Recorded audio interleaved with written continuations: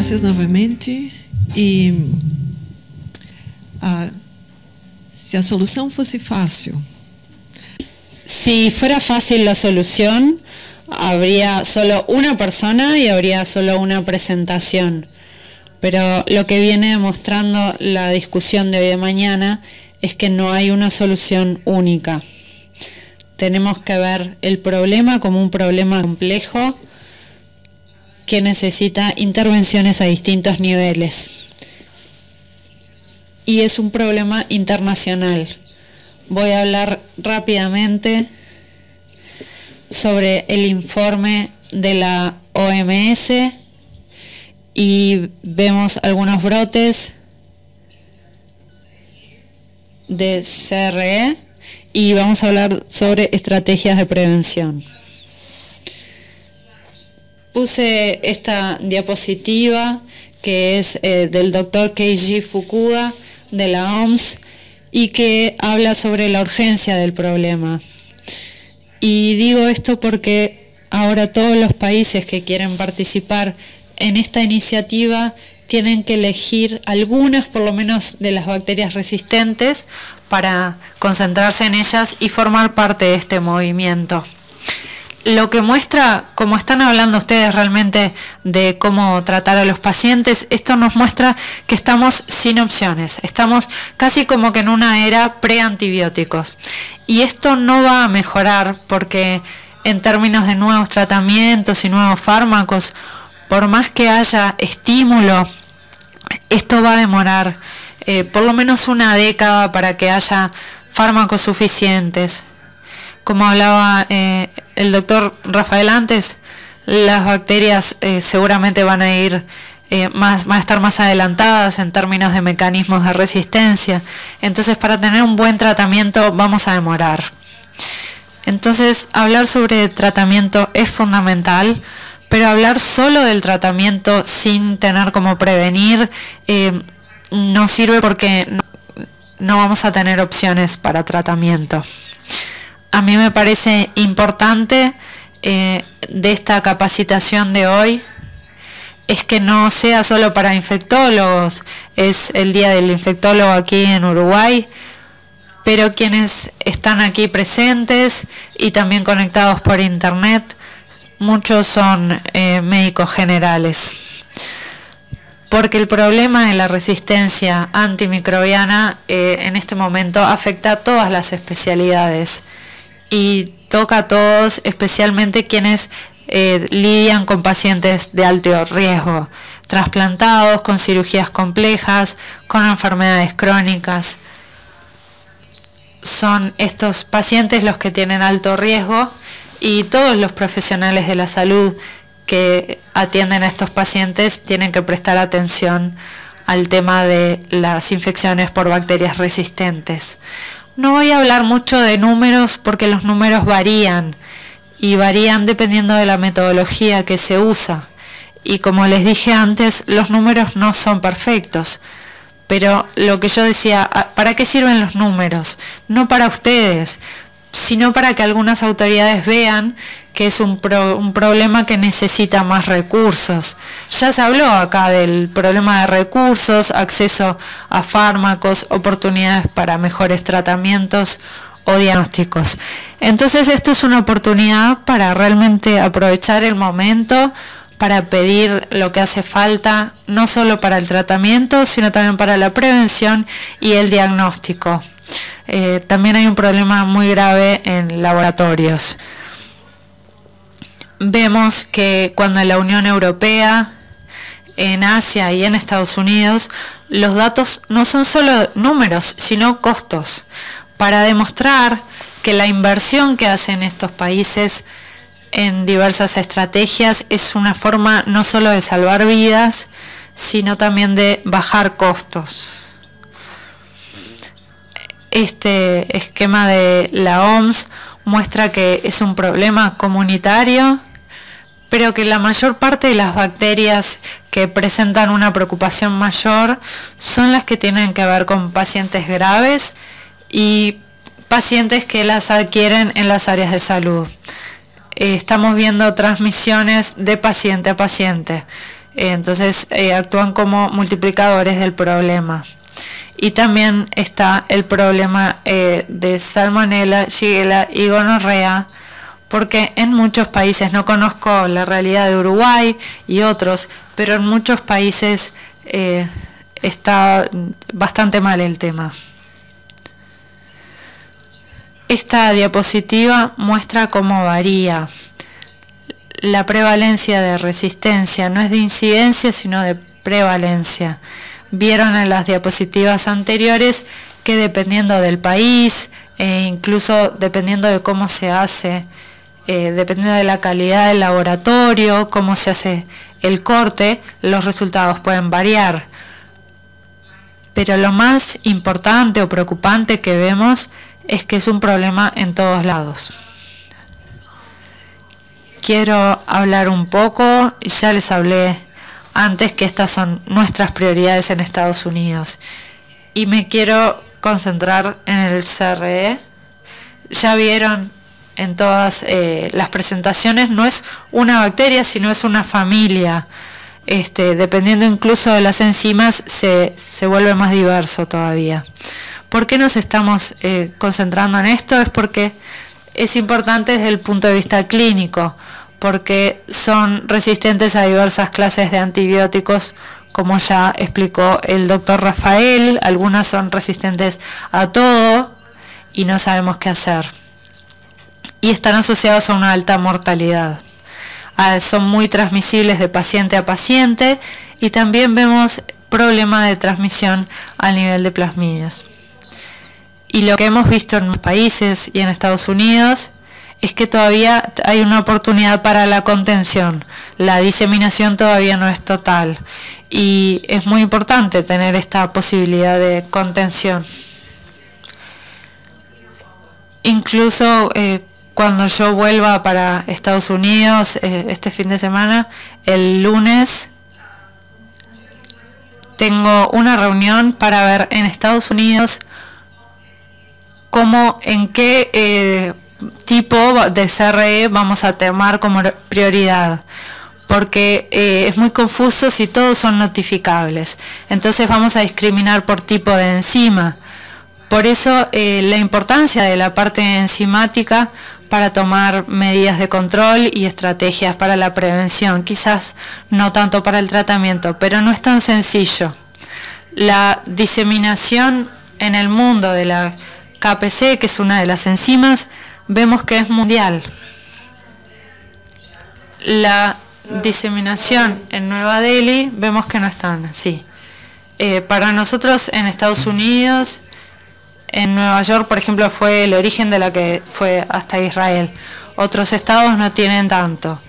El MDN, tenemos 100 casos, por ejemplo.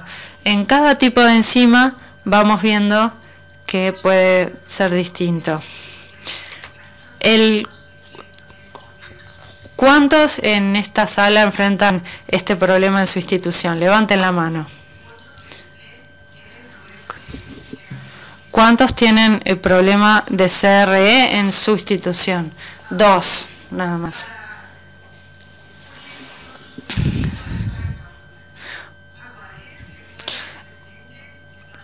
El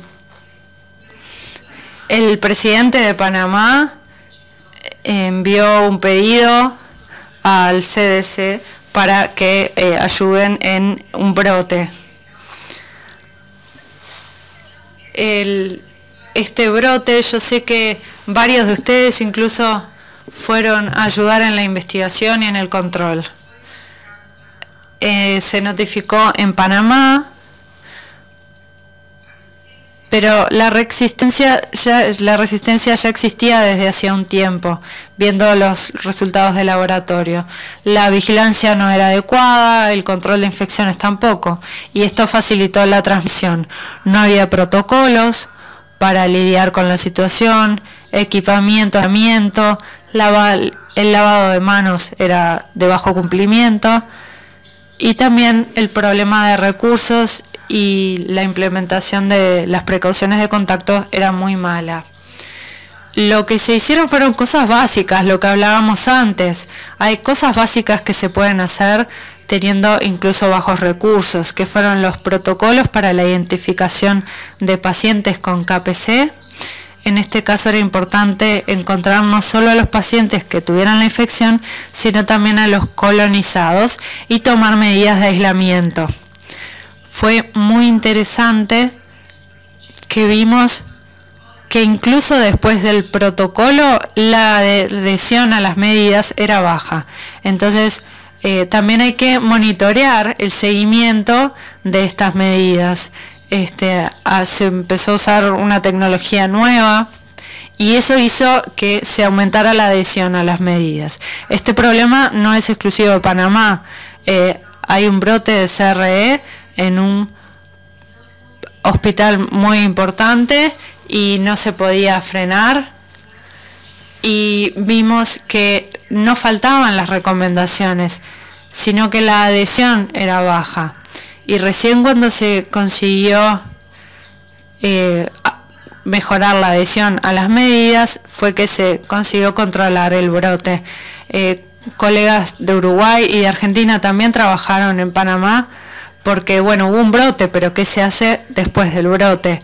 Y continuaron involucrados y demostraron con eso que consiguieron controlar y mantener a ese hospital prácticamente libre de CRE, y sabían lo que hacer cuando hubiera un caso. En Puerto Rico exactamente pasó lo mismo, ya desde hace más tiempo, los mismos factores de riesgo que era para el problema de control de infección, y se hizo un trabajo muy grande. Yo vi que muchos hablaron acá de microbiología, problemas de control de infección, laboratorios, y ellos vieron que no solo tomar las precauciones de contacto, sino también hacer el cribado de los pacientes cuando los admitía en el hospital. Pero les quiero decir una cosa, el test para hacer el cribado de colonización es muy difícil. Entonces, otra cosa que hay que hacer, que podemos hacer, es trabajar con la industria. En Estados Unidos estamos trabajando con la Agencia de Alimentos y Medicamentos para que se consigan hacer pruebas que sean más fáciles de hacer y más rápidas, porque si no el costo es muy alto. Estos elementos son los que usamos para el control. No es uno o el otro, son todos. Hay que prevenir la transmisión, para eso hay que identificar de manera inmediata y precoz a los pacientes, hay que hacer vigilancia, mejorar el uso de antimicrobianos, y también hacen falta nuevos medicamentos y nuevas formas de diagnosticar. Yo hablé más temprano de que el problema con estas infecciones es la transmisión de una institución a otra. Y estaba la pregunta de qué estamos haciendo con los lugares de permanencia a largo plazo, como las residencias. Y no tenemos buena estructura en esos lugares. Esos pacientes van al hospital con la infección, transmiten la infección, van a la comunidad. Entonces esto termina siendo un problema muy grave. En Israel tuvieron un problema, que fue un paciente de Nueva York fue para allá, empezó con una epidemia, terminó siendo una endemia, y demostraron que haciendo un trabajo coordinado en el que todos seguían las medidas de contacto en Israel, mejoraron la comunicación entre los hospitales y todas las instituciones de salud.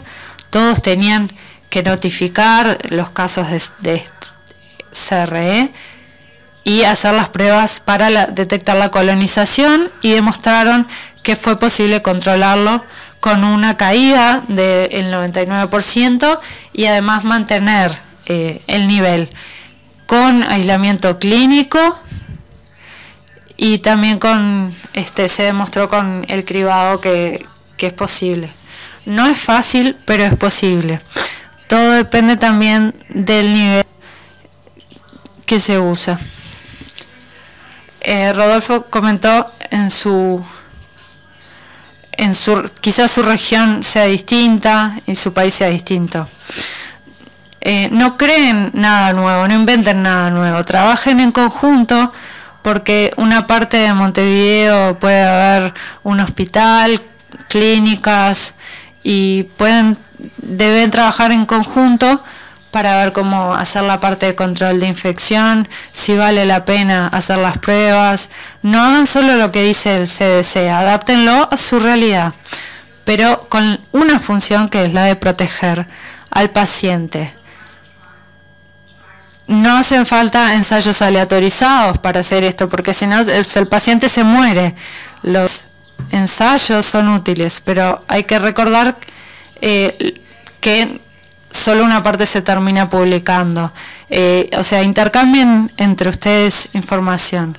Y vuelvo a poner esta diapositiva porque si van a recordar una cosa que yo haya dicho acá, es que quiero que recuerden que la colaboración regional es indispensable.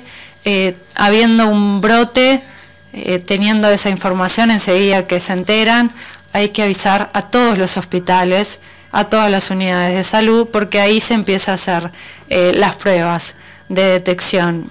Entonces no es un todo o nada, hay muchas cosas para hacer, pero a su vez hay que adaptarlas a la situación que viven. En términos de vigilancia, la vigilancia no es fácil, por un motivo, porque depende del laboratorio. La realidad del laboratorio y de los laboratorios de Uruguay sean diferentes de los laboratorios de Brasil.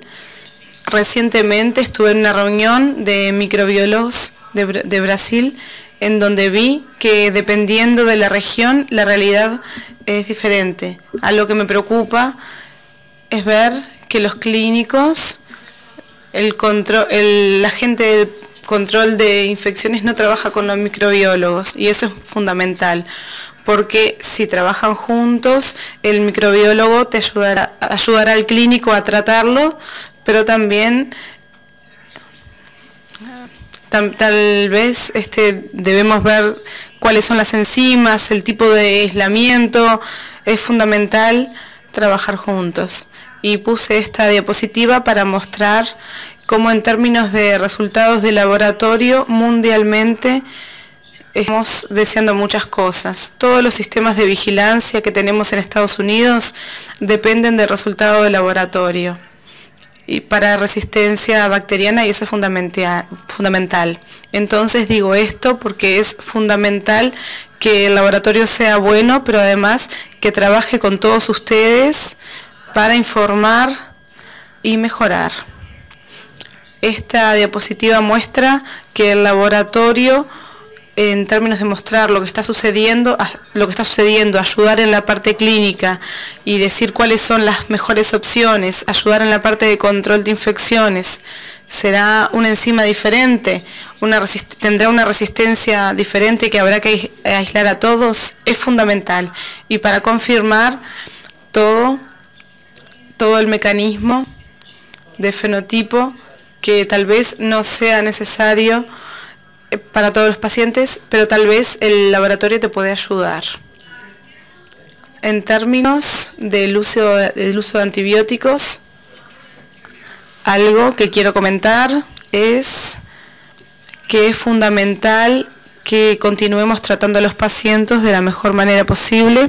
Entonces, cada vez que digo la mejoría de los antibióticos, no estoy hablando de los pacientes graves. El paciente grave, el clínico, el infectólogo, y tienen que decidir lo que hacer. Control de antibióticos, control de infecciones no es para eso. Con un paciente grave hay que hacer todo por el paciente, pero cuando pensamos que a pesar de varios antibióticos están aún desarrollándose, aún no tenemos ninguna opción, hay muchas estrategias, y la bacteria cambia independientemente del antibiótico, pero ayuda, no solo en la bacteria, sino que ahora los antibióticos ayudan en el microbioma, y estamos viendo índices que tal vez usemos en el futuro que pueden ayudar a saber cuál es la mejor estrategia, no solo en base a la sensibilidad o susceptibilidad de la bacteria, sino también del microbioma del paciente. Los grandes problemas que vemos del uso de antibióticos a nivel mundial es que en muchos lugares se usa el antibiótico sin tener un diagnóstico laboratorial. Otros lugares en la comunidad se puede usar lo que quieran. No sé cómo es aquí en Uruguay, en Brasil mejoró. En Brasil era un lugar que se podía comprar la ceftriaxona en la farmacia. Ahora hay una legislación y no se puede más, en Chile también. Y el hecho de poder usar en la comunidad cualquier cosa, comprar en la farmacia, es un gran problema en muchos países. Que realmente otro problema son los tipos de pago que varían en diferentes países, que muchas veces va a incentivar el uso de algunas drogas que no serían las de primera línea, que termina siendo un problema. No solo debemos ver ese paciente, sino que vemos también las políticas de salud que van a facilitar la mejora del uso de antibióticos.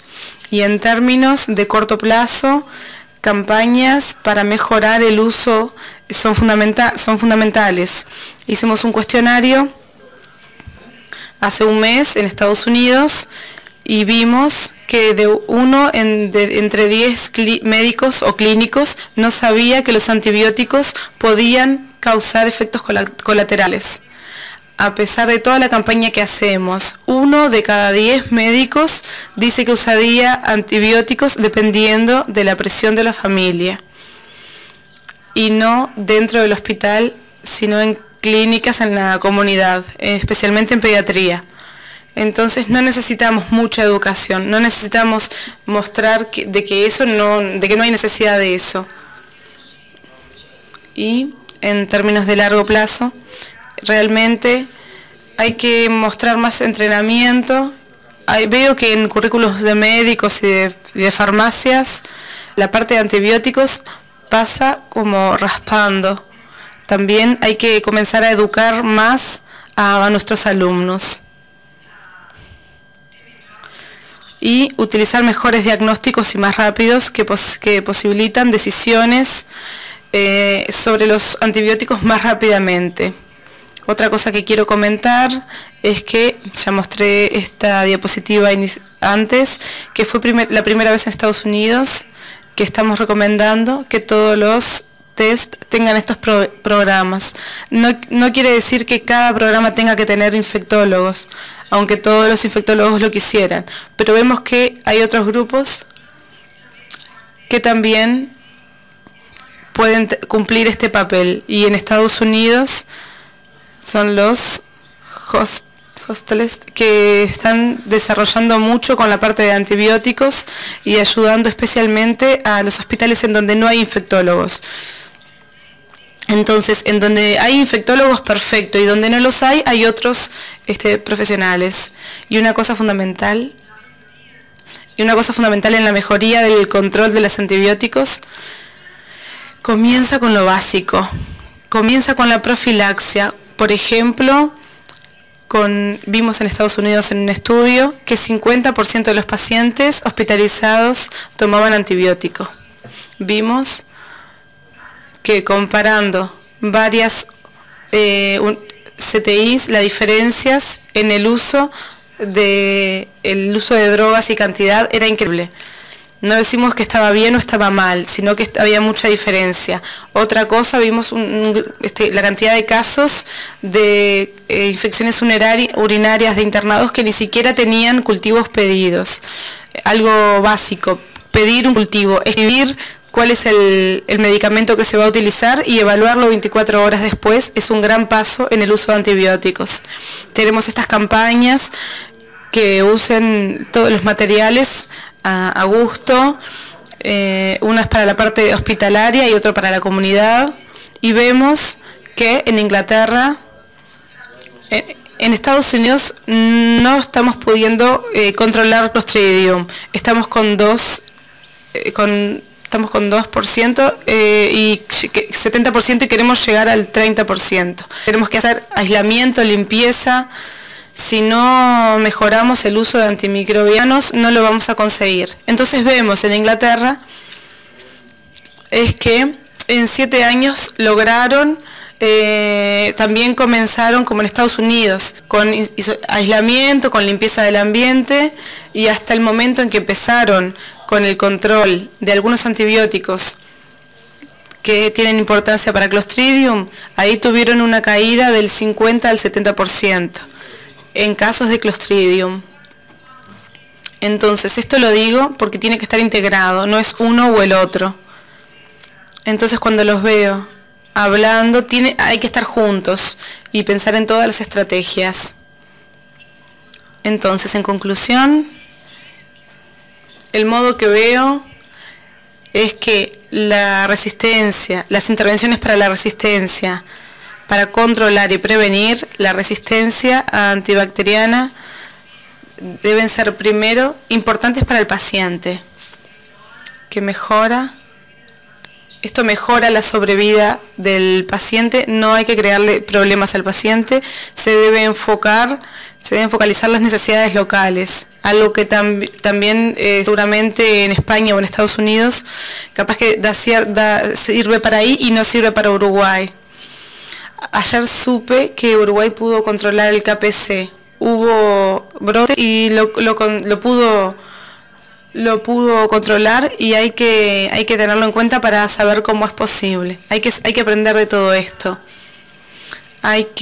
Debe haber un programa que sea sostenible en las unidades hospitalarias o de salud, sostenible por los médicos, por los farmacéuticos, por los microbiólogos y por el gobierno. No solamente es algo que es una moda y luego no se puede continuar. Y deben estar involucrados todos los niveles. Y por eso creo que es fundamental que nosotros hablamos de esto en este momento, porque este momento es el momento. Si ustedes dejan pasar, ya está, ya pasó, porque el momento es ahora, que está todo el mundo hablando de resistencia bacteriana, no solo hablando del problema, sino también de cómo resolver el problema. Entonces hay que sacar ventaja del problema, del momento. Entonces debemos aprovechar el hecho de que todos están prestando atención. Es el único asunto que los demócratas y los republicanos están de acuerdo, que algo hay que hacer. Entonces tenemos que aprovecharlo. Entonces, ¿qué hacemos en el CDC? Tenemos materiales, tenemos guías que deben ser adaptados, y los guías no se puede esperar el próximo, pero si tienen guías para el tratamiento clínico, comiencen, vean si funciona, adáptenlos. Y también tenemos herramientas para implementar los guidelines, los guías. Estamos haciendo mucho en educación y entrenamiento, en respuesta a los brotes en los estados, con los laboratorios, también de vigilancia, todo lo que está sucediendo, y cada vez más viendo cómo podemos ayudar usando los datos que vemos. Entonces, lo que yo ya dije, entonces el detectarlos, responder y proteger. Y finalmente, lo que veo como intervenciones potenciales a corto plazo incluyen campañas para el público, para toda el área de la salud y para los políticos también. Hay que involucrar a los políticos. Atención a toda la parte de higiene básica. Nosotros lo sabemos, las bacterias transmiten, pero nosotros somos unos grandes transmisores de las bacterias. Debemos ser malos transmitiendo las bacterias. Tenemos que demostrar que logramos no transmitirles. La higiene básica, la parte de control de infecciones son fundamentales. Debemos intentar disminuir o terminar con el acceso a los antibióticos a los que no tengan prescripción, y continuar con nuevas drogas como necesarias. Hacer vigilancia, no de todo, pero sí de lo que es necesario para controlar lo que ustedes están viviendo. Y la parte de laboratorio, que considero que es fundamental. Entonces deben estar involucrados los gobiernos federales, locales, los líderes de las áreas de salud, los directores de los hospitales, involucrados, si no, nada va a suceder. ¿Quién paga la salud? No sé cómo es el sistema aquí, pero las aseguradoras de salud es el momento ideal para que sean parte de la solución. Los programas de control de infección, todos aquellos que cuidan a los pacientes médicos, pacientes farmacéuticos, microbiólogos, las fisioterapeutas, todas las organizaciones hospitalarias o profesionales, la industria privada, porque precisamos nuevos test y nuevos antibióticos, los pacientes, principalmente porque así capaz que ellos entienden que no usar antibióticos tal vez sea algo bueno, la prensa y aquellos que hacen la legislación. No es fácil, pero como el doctor Rafael comentó, las bacterias son rápidas y si nosotros no somos rápidos, vamos a comenzar a tener cursos para mostrar cómo hacer milagros con los restantes antibióticos que tenemos para poder tratar a los pacientes con esas bacterias. Muchas gracias.